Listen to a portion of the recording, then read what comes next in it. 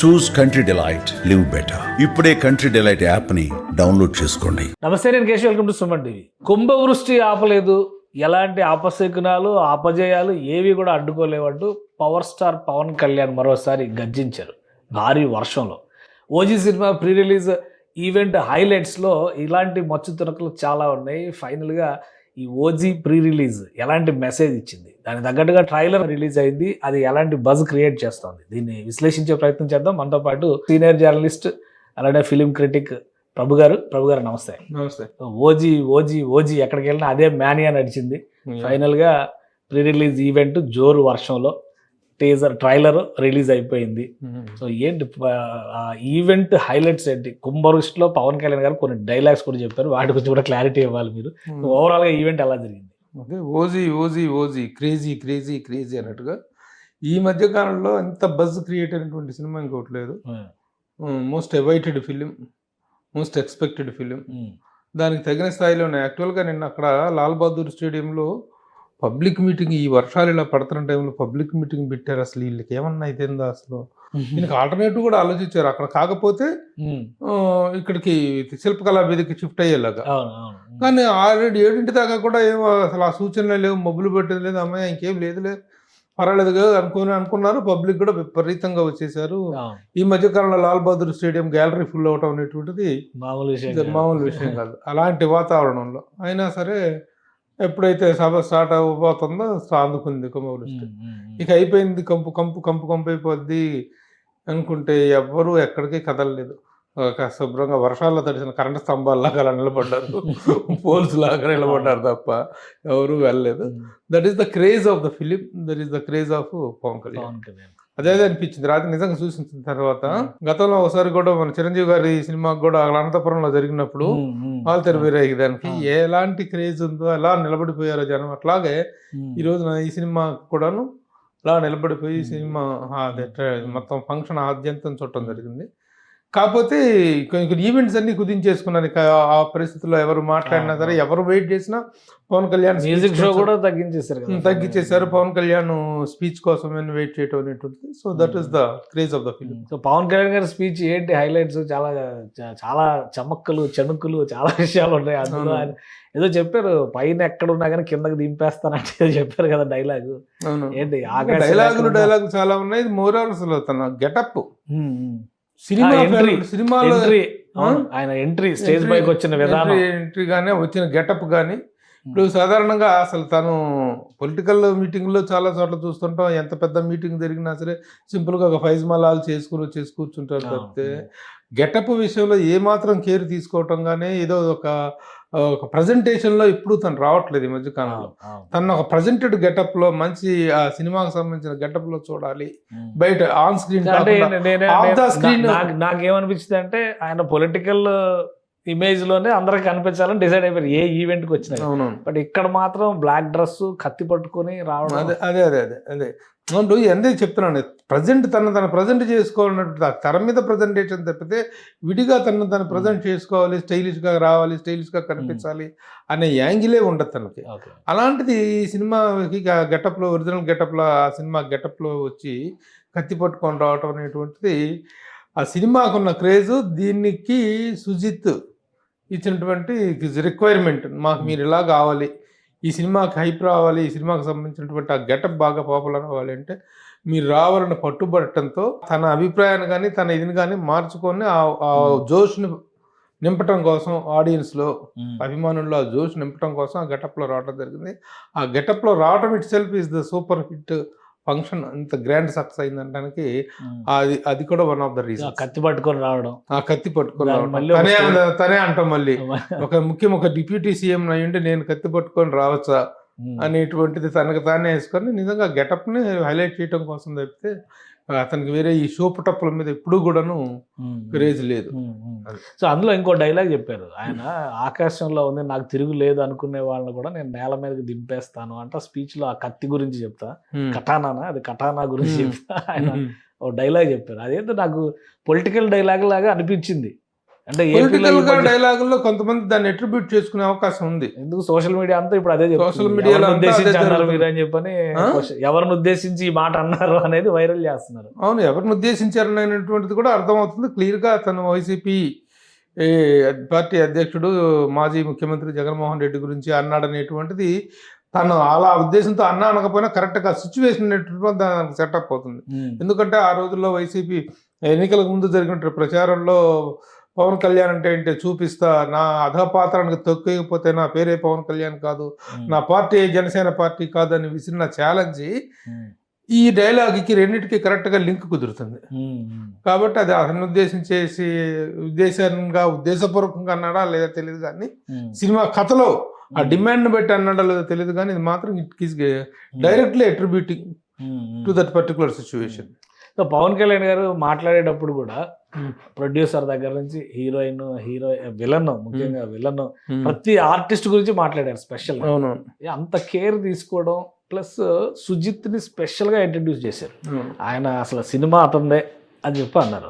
ఏంటి దాన్ని ఏ విధంగా చూడాలి? ఆయన జనరల్ గా సినిమా ప్రమోషన్స్ లోకి ట్రెండ్ లోకి ఆయన మారిపోయారు సార్ మీరు అని అనుకో, ఆయన కూడా మారిపోయారు అనుకోవాలా, లేదా ఒక స్పెసిఫిక్ రీజన్ తోనే ఈ ఇంట్రడక్షన్ ప్రోగ్రామ్ అంతా జరిగిందా? ఏమి స్పెసిఫిక్ రీజన్ అనేది ఈ మధ్య పవన్ కళ్యాణ్ చాలా చాలా చాలా మారిపోయారు. చాలా మారిపోయారు. ఎందుకంటే సినిమా పట్ల చేస్తున్నట్టు చాలా కొద్ది సినిమాలు మాత్రమే, అటు పొలిటికల్ ప్రెజర్లో వాటి మీద కాన్సన్ట్రేట్ చేయలేని పరిస్థితి కూడా ఉంది. అలాంటప్పుడు కనీసం సినిమా ప్రమోషన్స్ విషయంలోనైనా మనం మాట్లాడాలి.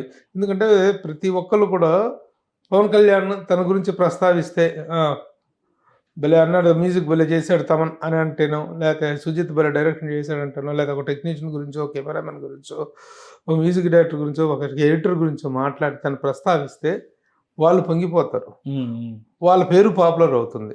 ఆ సినిమాలో ఉన్న టెక్నికల్ వెయిట్ ఎంతో బయటకు వస్తుంది, ఆర్టిస్టుల వెయిట్ ఎంతో బయటకు వస్తుంది. ఏ విషయం మాట్లాడకుండా అలా వచ్చేసి అయ్యి వెళ్ళిపోతే సినిమా ప్రమోషన్ అనేటువంటిది ఈ రోజులో సాధ్యపడేది కాదు. సినిమా స్ట్రెంగ్త్ని ఎవరు చెప్పాలో వాళ్ళు చెప్తే ఇది అవుతుంది. ఆ పాయింట్ ఆఫ్ వ్యూలో తను నిజంగా మారిపోయి ఇంతకుముందు ఎప్పుడూ పార్టిసిపేట్ చేసింది లేదు అసలు.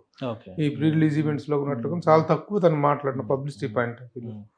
కాబట్టి జరిగిన ఆలస్యాలు ఎలాగో జరిగినాయి, వాటిని కొంతైనా తను తెర మీదకి వచ్చేసి కాంపెన్సేట్ చేసి సినిమాకి హైప్ వస్తుంది అనేటువంటి ఉద్దేశంతో అంత సుదీర్ఘమైనటువంటి ఎప్పుడు 5 నిమిషాలు 5-6 నిమిషాలు తప్ప ఎప్పుడు మాట్లాడలేదు. కాబట్టి that is a wonderful change, you have to appreciate that. తను అంతగా మాట్లాడకపోతే ఇప్పుడు ఇంత హైట్ వచ్చేది కాదు. So main opponent lead Imran Hashmi గురించి అయితే ఏకంగా పాట పాడి మరీ చెప్పి జలక దిక్లాజ అంటూ, అంటే ఒక సీనియర్ యాక్టర్, ఒక పర్ఫార్మర్ అయినటువంటి ఆర్టిస్ట్, ప్రొటాగనిస్ట్ యాంటాగనిస్ట్ మధ్య ఉండే కాంబినేషన్, ఆ స్ట్రెంగ్త్ ఉండాలి. ఆ ఆపోజిట్ చేసినటువంటి ఆర్టిస్ట్ అంత పవర్ఫుల్ యాక్టర్ అయినప్పుడే తన పర్ఫార్మెన్స్ కు కిక్ వస్తుంది. అదే రాముడు రావణాసురుడు లాంటి ఒక సర్వశక్తి సంపన్నుడితో పోరాడినప్పుడే కదా రాముడు తాలూకు ఇదైనటువంటిది బయటపడింది. హీరో అనేటువంటి వాడు ఎంత క్రూరమైనటువంటి వాడు, విలన్ వాడు ఎంత క్రూరమైన వాడు అయితేనే హీరోయిజం అనేటువంటిది అంత ఎలివేట్ అవుతుంది. ఆ పాయింట్ ఆఫ్ వ్యూలో కాబట్టి ఒక గొప్ప యాక్టర్, కాబట్టి he has given a special mention about him. Okay. So heroine గురించి ఆ స్టోరీ, ఆయన సువ్వి అని ఒక పాట వెళ్ళింది, బాగానే వెళ్ళింది, జనం చూశారు. బట్ ఈ విలన్ ఈ కథకి ఆ సాఫ్ట్ లైన్ లవ్ స్టోరీకి ఎక్కడ మ్యాచ్ కనిపించట్లేదని అభిప్రాయం ఉంది. అదే అభిప్రాయం పవన్ కళ్యాణ్ గారు అక్కడ వ్యక్తం చేశారు. ఏంటి అసలు ఆ కాంబినేషన్? అంటే యాక్చువల్ గా ఈ సినిమా అనేటువంటిది 1980s నాటి ఒక వింటేజ్ స్టోరీ, ఒక టైం పీరియడ్ కి సంబంధించిన స్టోరీ. 1980s నాటి లవ్ స్టోరీస్ కానీ, అప్పటి మన సోషల్ లైఫ్లో కానీ, యూత్లో కానీ ఉండేటువంటి ప్రేమల్లో ఉండేటువంటి సెన్సిటివ్నెస్, ఇప్పటి ప్రేమల్లో ఆ సెన్సిటివ్నెస్ కంటే కూడాను ఆర్టిఫిషియాలిటీ ఒక రకమైన ఇది కనిపిస్తుంది, కృత్రిమత్వం కనిపిస్తుంది. అలా కాకుండా 80s లో ఒక సమాజంలో ఒక పొయిటిక్ సెన్స్ ఉండేది. వాడు ఏ నేరస్తులే కావచ్చు, రాజకీయ నాయకులే కావచ్చు, ఎవడైనా సరే ఒక మంచి పాటకు, అది మన రావుగోపాలరావు గారు డైలాగ్, మనిషిని నాకు కాస్త కళాపోషణ అనుకుంటా, అలా కళాపోషణ దృష్టి అనేటువంటిది 80s లో చాలా అద్భుతంగా ఉండేది. ఉండేది. అలాగా సువ్వి అనేటువంటి పాట, గ్యాంగ్స్టర్ సబ్జెక్ట్కి సువ్వి అనేటువంటి పాటకి ఆ క్యూట్ లవ్ స్టోరీకి సంబంధం లేదు. కానీ అలాంటి సిచ్యువేషన్లో, అలాంటి సినిమాలో, అలాంటి కంటెంట్లో ఇలాంటి ఒక మెలోడీని ఇన్సర్ట్ చేయటం అనేది ఒక ప్రత్యేక అంశంగా ఇలాంటి జీవితం, మన జీవితం ఇంత ప్లెయిన్ గా ఉంటే మనకు కూడా బాగుండేమో, ప్రతి ఒక్కరికి ఇలాంటి జీవితం కావాలనుకోవటం, దట్ ఇస్ వండర్ఫుల్ జెస్చర్. అదొక సెపరేట్ రిలీఫ్ అయి ఉంటుంది. ఎందుకంటే సినిమా బయట నుంచి కూడా గన్స్ ఆఫ్ రోజెస్ అని, ఫైర్ స్టార్మ్ అని, ఇలాంటి ఒక వొకాబులరీ తోటి, ఇలాంటి ఒక వైలెంట్ బ్యాక్ డ్రాప్ తో వెళ్తుంది కదా, అలాంటి దాంట్లో ఈ సాంగ్ కానీ ఆ పర్టికులర్ ఎపిసోడ్ ఒక రిలీఫ్ ఎలిమెంట్ గా అనుకోవచ్చు. ఓకే. సో ఈ సినిమా ప్రీ రిలీజ్ ఈవెంట్, మామూలుగా ఇదివరకు ప్రీ రిలీజ్ ఈవెంట్ కంటే మ్యూజిక్ ఆడియో రిలీజ్ ఫంక్షన్లు ఉండేవి. సో ఇది ఒక రకంగా ఆడియో రిలీజ్ ఫంక్షన్ లాగా చేయాలనుకున్నారు ఫస్ట్ అయితే, ఎందుకంటే తమన్ మ్యూజికల్ నైట్ అక్కడ హైలైట్ అని చెప్తూ వచ్చారు. అదొక వర్షం వలన తుడిచిపెట్టుకుపోయింది. బట్ సినిమాలో ఉన్నటువంటి ఆర్టిస్టులు అందరినీ కూడా పవన్ కళ్యాణ్ గారు క్యారెక్టర్స్ తో సహా ఇంట్రడ్యూస్ చేసినటువంటి విధానం, డైరెక్టర్కి ఇచ్చినటువంటి క్రెడిట్ ఏం చెప్తారు మీరు? డైరెక్టర్ ఆయన సాహో సినిమా చేసిన తర్వాత వచ్చినటువంటి ఇమేజ్ని కానీ, ఆ తర్వాత మళ్ళీ ఒక గ్యాంగ్స్టర్ స్టోరీలో వెళ్ళడాన్ని ఒక విధంగా సాహసం అనుకోవాలి. ఎందుకంటే ఆల్రెడీ ముందు సినిమా కూడా అదే వచ్చి రెండు కంపేర్ చేస్తారనే ఒక భయం, ఆందోళన ఉంటుంది. సో ఈ డేరింగ్ డెసిషన్ తీసుకోవడం వెనక రీజన్స్ ఏమై ఉండొచ్చు? మీరు డైరెక్టర్ పర్ఫార్మెన్స్ విషయంలో ఇప్పటివరకు కొన్ని రిలీజ్ అయినాయి, సాంగ్స్ కానీ టీజర్స్ కానీ రిలీజ్ అయినాయి, ట్రైలర్ ఇవాళ వచ్చేసింది. సో మీరేం చెప్తారు దానికి? అంటే ఇతను సినిమాలు అంతగా సక్సెస్ కాలేదు కదా. ముందు కూడా ఒక సినిమా ఉంది తనది, సుజిత్ది, I'm not getting the name, అది కానీ సాహో కానీ this is the third film. ఇది అంత పెద్ద ఇది కాలేదు, కానీ డైరెక్టర్గా అతనికి చాలా పేరు వచ్చింది. ప్రజెంటేషన్ అనేటువంటి చాలా డిఫరెంట్గా చేస్తున్నాడు, అంత హై పెడుతుంది. ఇప్పుడు బాహుబలి సిరీస్ తర్వాత సాహో అనేటువంటి సినిమాని హ్యాండిల్ చేయటం, అతను అక్కడ నేను దుబాయ్ కూడా వెళ్ళినప్పుడు నేను సెట్కి వెళ్ళటం జరిగింది, ప్రభాస్ గారిని కలవటం, తన సుజీత్ని అక్కడ కలవటం కూడా జరిగింది. అసలు అక్కడ జరిగిన ఆ షూటింగ్ ఆ లెవెల్ అదంతా చూస్తుంటే, ఆ రేంజ్ ఆఫ్ ఎక్స్పెండిచర్ కానీ, ద లావిష్నెస్ కానీ చూస్తుంటే, డైరెక్టర్లను డబ్బు ఖర్చు పెడతాం ఒకటైతే, ఆ ఖర్చు పెట్టేది స్క్రీన్ మీద కనిపించేంత మీనింగ్ఫుల్గాను ఒక ఎంగేజింగ్గా ఉండటం అనేది కూడా చాలా ఇంపార్టెంట్. ఆ పాయింట్ ఆఫ్ వ్యూలో చూసుకుంటే ప్రజెంటేషన్ చాలా గొప్పగా చేస్తున్నాడు ఇతను అనేటువంటిది ఉందన్నమాట. అలాగే త్రివిక్రమ్ శ్రీనివాస్ లాంటి తను డైరెక్టరు తనను ఇంట్రడ్యూస్ చేశాడు పవన్ కళ్యాణ్కి. దానయ్య తీసుకెళ్తే, దానయ్య గారికి చెప్తే దానయ్య తీసుకెళ్ళిపోయి ఆయనకి పరిచయం చేయటం జరిగింది అనమాట. సో తను కథ చెప్పిన విధానంలో నాకు నచ్చింది అని చెప్పేసి తను అప్రిషియేట్ చేయటం, సరే this is the wonderful chance, ఈ ఛాన్స్ ద్వారా ఇంకా సుజిత్ మంచి, ఇంకా ఎందుకంటే ఇన్ని సంవత్సరాలు ఖాళీగా ఉండదు, సాహు తర్వాత అంత గ్యాప్ తీసుకోవటం, ఏదో సినిమా చేసుకుందాంలే, ఏదో ఒక చిన్న ఛాన్స్ రాకపోతుందని కాకుండా ఓపిక్గా వెయిట్ చేసి ఇంత పెద్ద ఇది సాధించడం అనేటువంటిది ఆ కుర్రోడుకున్న పట్టుదల, వాటికి యూ హ్యావ్ టు అప్రిషియేట్.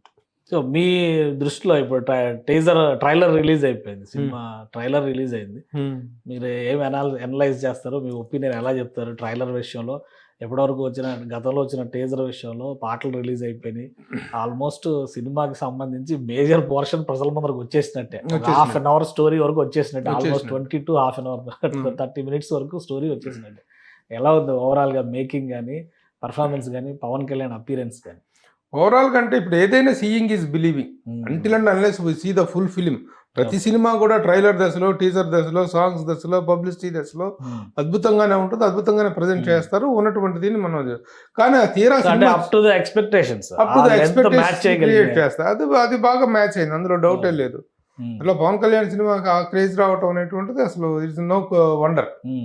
అంటే జనాలు కూడా పిచ్చెక్కిపోతున్నారు పవన్ కళ్యాణ్ గారి డైలాగే, వీళ్ళిద్దరు పిచ్చెక్కిపోయి చేశారు అన్నాడు సుజిత్ తమన్ గురించి మాట్లాడతా. జనాలు కూడా పిచ్చెక్కిపోతున్నారు. 2-3 నెలల గ్యాప్ లో పవన్ కళ్యాణ్ గారు ఇంకో సినిమా రావడం ఏంటి? ఆల్మోస్ట్ ఆయన బహుశా ఆయన కెరియర్ లో ఇంత షార్ట్ స్పాన్ లో ఏ సినిమా రాలేదు.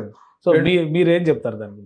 Really it is a wonder. ఇన్ని సంవత్సరాల తన కెరీర్ లో అక్కడమ్మాయి ఇక్కడ అబ్బాయి దగ్గర నుంచి మొదలుకుంటే ఇప్పటి వరకు జరిగిన ఇన్ని సినిమాల కెరీర్లో ఏ రోజు కూడా సంవత్సరానికి 2 ఏళ్ళకు ఒకసారి సినిమాలు రావటమే చూసాం తప్ప 2 ఏళ్ళకు ఒక సినిమా రావటం ఫస్ట్ టైం చూస్తున్నాం పవన్ కళ్యాణ్ కెరీర్లో. అలాగే ప్రతి ఒక్కరిలో కూడాను ఇది కనిపిస్తుంది. అందుట్లో తన పొలిటికల్ ఉండటం, ఒక హైప్ సిచ్యువేషన్లో ఉండటం, కేవలం ఆంధ్రప్రదేశ్ ఉప ముఖ్యమంత్రి అనేటువంటిదే కాకుండా దేశవ్యాప్తంగా కూడా ఒక క్రేజ్ సంపాదించుకున్నటువంటి పొలిటీషియన్ కావటం. So cinema is also coming in pan India రేంజ్లో రావడం, ఇవన్నీ కూడా కమ్ టుగెదర్ ఫ్యాక్టర్స్ అవన్నీ, కలిసి వచ్చిన అదృష్టాలు, కలిసి వచ్చినటువంటి అనుకూల అంశాలు. కాబట్టి ఆ క్రేజ్ అనేటువంటిది అద్భుతంగా ఉంది. So no doubt the wonderful openings అనేటువంటి బుక్ మై షోలో కానీ మిగతా వీటిలో కానీ చాలా ఫాస్ట్ వేలం పాటలు పెడతారు, సినిమా టికెట్లు వేలం పాటలు పెట్టడం చాలా ఫాస్ట్ గా ఉంది క్రేజ్ అనేటువంటిది. ఇక ప్రతిపక్షాలు కూడా ఏం నోరెత్తలేదు వరకు ఆయుధాలు ఏం దొరకలేదేమో. కానీ ఓవరాల్గా ఇప్పుడు జరిగినటువంటి ఈవెంట్ కానీ తర్వాత వీళ్ళు ప్రమోట్ చేసినటువంటి విధానం కానీ చూసి పవన్ కళ్యాణ్ గారు ఎమోషన్ గారు చూసిన తర్వాత ఆయన సినిమాల పైన మరింత ఫోకస్ పెడతారేమో అనిపిస్తుంది. మీరేమంటారు? పెట్టాలనే కోరుకుంటున్నాం. ఇప్పుడు ముఖ్యమంత్రిగా ఉప ముఖ్యమంత్రిగా జాబు రాజకీయ ప్రస్థానం అనేటువంటిది గొప్పదే. తనకు వచ్చినటువంటి అద్భుతమైనటువంటి దీంట్లో ఫుల్ ప్లెజ్డ్ 24/7 365 డేస్ రాజకీయాల్లోనే మునిగి తేలిపోవాలి అనేటువంటిది కాదు కదా. ప్రతి ఒక్కరికి వాళ్ళ సొంత వ్యాపకం ఒకటి ఉంటుంది. As far as the financial aspect is concerned అంత క్రేజ్ ఉన్నటువంటి స్టారు లేడు, అంత పూరెస్ట్ స్టారు లేడు. నిజం చెప్తున్నాను. ఈ రోజున పవన్ కళ్యాణ్ అంత భేద స్టార్ ఎవరు లేరు ఈ రోజు. Poor star, he's pure but he's poor. తనకు ఉన్నటువంటి ఇన్ని సంవత్సరాల సంపాదనలో, ఇన్ని కోట్ల క్రేజ్లో, ఎన్ని కోట్లైనా వెనకేసుకోగలిగిన వాడి యొక్క బ్యాలెన్స్ షీట్ ఈరోజు చూసుకుంటే సినిమాల్లో సంపాదించుకెళ్ళిపోయి కార్యకర్తలకు టీ కాఫీలు ఇచ్చినటువంటి పవన్ కళ్యాణ్ సినిమాలు వదిలేసిపోతే ఎక్కడి నుంచి సంపాదిస్తారు? రాజకీయాలు అవినీతి చేసి సంపాదించాలా? అది చేసేటువంటి వాడైనా, అది చేయడానికి దిగజారే వ్యక్తి అయినా కాదు కదా. అది సినిమా అనేటువంటిది చేసుకుంటేనే తను పొట్టపోసుకోగలడు, తన ఫ్యామిలీని పోషించుకోగలడు. విమర్శలు వస్తున్నాయి కదా. ఇప్పుడు మన ఆయన ఏదో షూటింగ్ లో ఉన్నారు, ఏపీలో ఇన్సిడెంట్ జరగానే ఎక్కడ ఏడిసారు. పనికిమాలిన విమర్శలు పనికిమాలిన చేస్తూనే ఉంటారండి. ఎవరి పని వాళ్ళు చేసుకుంటున్నారు తప్ప నీ ప్రధానమైన వృత్తిగతను అన్యాయం చేస్తే, తనకు బాధ్యత లేకుండా ప్రవర్తిస్తే మాట్లాడుకోవాలి. కానీ పనికిమాలిన డిస్కషన్స్, పనికిమాలిన వాదనలు ఎన్ని చేస్తే ఏంటి? ఎవరి వృత్తి వాళ్ళని చేసుకోకుండా చేసుకోమని ఇస్తున్నారు. నేను అదే మొదటి నుంచి అదే వాదిస్తున్నా. ఏ రాజకీయ నాయకుడికి వ్యాపారాలు లేవు, ఫ్యాక్టరీలు లేవు, ఇవి లేవు, పారిశ్రామికవేత్తలు ఎంతమంది లేరు వీళ్ళలో. వాళ్ళందరూ అన్ని వదిలేసి వచ్చి రాజకీయాలు చేస్తున్నారా? రాజకీయాలకు ఒక టైం కేటాయించుకుంటారు. ఆఫ్టర్ ఆల్ మన జీవితంలోనే మనకు ఒక బైఫికేషన్ ఆఫ్ టైమింగ్ ఉంటుంది, షెడ్యూల్ ఉంటుంది. ఒక్కొక్కరు ఒక్కొక్క ఇది చేస్తున్నారు కదా. మనకు రేట్ కళ్ళ ముందు ఎంతమంది మహానుభావులు ఎన్నెన్ని పనులు చేసుకోలేదు. సో అంటే ఇప్పుడు ఏపీలో కూడా ప్రీ రిలీజ్ ఈవెంట్ ఉంటుంది అన్నారు. మరి దాని గురించి ఏమి అనౌన్స్మెంట్ రాలేదు ఏమన్నా? ఇక అవకాశం ఉండే ఛాన్స్ లేదు. ఎందుకంటే వాళ్ళు ఆల్రెడీ 22వ తారీఖు 23, 24, 25 సినిమా రిలీజ్ అనుకున్నారు కానీ కుదరలేదు. ఇక దీన్నే ఇంత భారీ స్థాయిలో చేసుకోవడం జరిగింది. ఏపీలో ఏదైనా ఇదైన తర్వాత సక్సెస్ మీట్ లాంటిది ఏమైనా కండక్ట్ చేసే అవకాశం ఉందని తెలుస్తుంది. దీని తర్వాత ఒక ఆఫ్టర్ రిలీజ్ దీంట్లో వైజాగ్ కానీ విజయవాడ కానీ చూస్తున్నారు. బహుశా అటు కూడా వర్షాలు ఎక్కువ పడుతున్నాయి. వర్షాల వల్ల అక్కడ ఏంటంటే పబ్లిక్ ఫంక్షన్ చేయగలగాలి. పవన్ కళ్యాణ్ వస్తున్నప్పుడు ఏదో చిన్న ఆడిటోరియంలో చేస్తే, అంత పెద్ద ఆడిటోరియంలో ఎవరిని రప్పించాలి? క్రూ రావడానికి సరిపోతుంది. అట్లా అనుకుంటే రాయలసీమలో అనంతపురం, తిరుపతి, కర్నూలు సెలెక్ట్ చేసుకుని చేయాలనుకుంటే ఎంతలోకి ఎక్కడే చెయ్యొచ్చు. దాని గురించి కాదు, ఓన్లీ బికాస్ ఆఫ్ రెయిన్. ఇప్పటికి కూడా ఇక్కడ ఎంత ఇబ్బంది పడ్డారు. క్లైమేట్ ఒకటే ప్రాబ్లం. అన్ని చోట్ల చేయడానికి అవకాశం ఉంది. సో సక్సెస్ మీటింగ్ ప్రిపేర్ అవ్వాలి. Success meeting letters get prepared అనేటువంటిదే ముఖ్యమైన. కానీ ప్రభు గారు ఇప్పుడు ఇక్కడ ఈవెంట్ ఉండదు ఆంధ్రాలో, సరే రిలీజ్ అయిన తర్వాత సక్సెస్ మీడియా జరుగుతుంది. అందుకేనా పవన్ కళ్యాణ్ గారు కూడా స్పీచ్ లో 2 రాష్ట్రాల ముఖ్యమంత్రులకి కృతజ్ఞతలు చెప్పారు. సినిమా ఈవెంట్ కి సహకరించినందుకు, టికెట్ల ధరలకి, ప్రీమియర్ షోస్ కి, బెనిఫిట్ షోస్ కూడా పర్మిషన్ ఇచ్చారు కదా. అందుకే ఇక్కడ చెప్పేశారా? అంటే ఇక్కడ చెప్పడం అక్కడ ఇద్దరు ముఖ్యమంత్రులకు కలిపి చెప్పినట్టు. అక్కడ అది ఇక్కడ ఫంక్షన్ జరిగింది కాబట్టి అక్కడ ముఖ్యమంత్రికి కదా. టోటల్గా 2 రాష్ట్ర ప్రభుత్వాలు తమ నిర్మాత అభ్యర్థనను సానుకూలంగా పరిశీలించి టికెట్ రేట్లు పెంచుకోవటానికి కానీ, ప్రీమియర్ షోస్ కానీ అవకాశం ఇచ్చారు, సానుకూలంగా స్పందించారు అనేటువంటి విషయాన్ని కృతజ్ఞతలు చెప్పారు. That is common. ఎవరైనా చెప్పాలి కదా. కనీసం అక్కడ ఫంక్షన్ సక్సెస్ అయినప్పుడు ప్రతి ఒక్కళ్ళు ఏం చెప్తారు? ప్రభుత్వానికి, స్థానిక పోలీసులకి, అక్కడ సిబ్బందికి, ఇవాళ లాల్ బహదూర్ స్టేడియం స్టాఫ్ కూడా ఆయన కృతజ్ఞతలు చెప్పడం జరిగింది. It is formality. సో టికెట్ల రేట్ల పైన విమర్శలు అయితే ఆగడం లేదు. అంతకు ముందర ఇచ్చినటువంటి పర్మిషన్స్ దృష్టిలో పెట్టుకొని ఇప్పుడు అధికారం మీ చేతిలో ఉంది కాబట్టి మీకు తోచినంతగా పెంచుకుంటున్నారు అని విమర్శలు అయితే విపక్షాలు చేస్తున్నాయి. వైసీపీ నాయకులే స్ట్రైట్ గా పవన్ కళ్యాణ్ గారి బెనిఫిట్ షోకి 1000 రూపాయలు టికెట్ పెట్టడం పైన విమర్శలు గట్టిగానే వస్తున్నాయి. సో ఏమంటారు మీరు దాని గురించి? ఆ టికెట్ రేటు 1000 రూపాయలు కావాలని అడిగేది ఎవరు? పెంచుకోవడానికి అవకాశం ఇచ్చేది ఎవరు? అడిగేది నిర్మాత దానయ్య, ఇచ్చేది ప్రభుత్వం. ఈయన కాబట్టి ఈయన ఇన్ఫ్లుయెన్స్ ఉంది, పరోక్షమైనటువంటి ప్రభావం కీలక ఉంది అని భాగస్వామి అనుకోవడం కాబట్టి. ఉంది అని అనేటువంటి విమర్శ మనం ఎన్ని అడ్డుకట్టలు వేసినా ఆగదు అది. అని 1000 రూపాయల టికెట్ పెంచుకోవటం అనేటువంటిది కామన్. ఈ అంటే గతంలో ఎప్పుడు జరగలేదంట కదా వైసీపీ వాళ్ళు అంటారు, మరి ఎప్పుడు అంత అమౌంట్ లేదు, 800 వరకే ఇచ్చారు. 800, 900 అప్ టు 1000. అప్ టు ఇంకా ఇంకో 1000 వరకు ఉండొచ్చు. ఇంకా అంత మించి జరిగితే ఒక ప్రత్యేకమైన ఫేవర్ జరిగిందేమో అనుకోవచ్చు. విత్ ఇన్ ద లిమిటేషన్సే కదా. విత్ అంటే బాటా రేట్ లాగా వాళ్ళు 799 చేశారు, మీరు ఇట్లా 899 చేయండి అనేటువంటి వ్యవసారాల వ్యవహారం కాదు కదా. ఒక ఇంత క్రేజ్ ఉన్న సినిమాకి 1000 రూపాయలు అనేటువంటిది మినిమంగా పెట్టారు. సినిమా సక్సెస్ని బట్టి, మా సినిమాకి వచ్చినటువంటి టాక్ని బట్టి వెళ్ళే వాళ్ళు వెళ్తే 2 వారాలు అడిగారు వాళ్ళు. 2 వారాలు కాదు 10 days అని ఇచ్చారు వీళ్ళు. కేవలం 10 రోజుల మాత్రం ఇచ్చారు. 10 రోజుల్లో కూడా సినిమా క్రేజ్ బాగుంటే చూస్తారు, లేదనుకుని లేదు. కానీ చాలా చోట్ల అభిమానులు వేలం వేస్తున్నారు టికెట్లు, 5 లక్షలకి అమ్ముడు పోయినాయి, 2 లక్షలకి అమ్ముడు పోయినా, వీటిపైన కూడా విమర్శలు వస్తున్నాయి. అసలు ఏంటి, ఎవరు వేస్తారో ఈ టికెట్లు? ఎవరెవరో కొంతమంది క్రేజీ పీపుల్ తప్ప it is not a regular practice కదా. వేలం అధికారికంగా సినిమా టీమ్ కానీ వాళ్ళకి ఎవరికో టికెట్ బుక్ మై షోలోనో దేంట్లోనే అడ్వాన్స్ బుక్ చేసుకున్న వాళ్ళు, వాడు ఫ్రెండ్కి ఒకటి వేలం వేసుకున్నాడు, అవతల క్రేజీగా అభిమాని పాడుకున్నాడు, బాలాపూర్ లడ్డూని పాడుకున్నట్టు అంతే. అది క్రేజీ. ఆ పాడుకున్న డబ్బులు కూడా జనసేన పార్టీకి విరాళంగా ఇస్తారంట, అది కూడా అనౌన్స్ చేశారు. అదన్నీ కంప్లీట్ ప్రైవేట్ వ్యవహారం. గవర్నమెంట్స్ కానీ యూనిట్ కానీ ఎవరికి సంబంధం ఉన్నట్టు వ్యవహారం కాదు.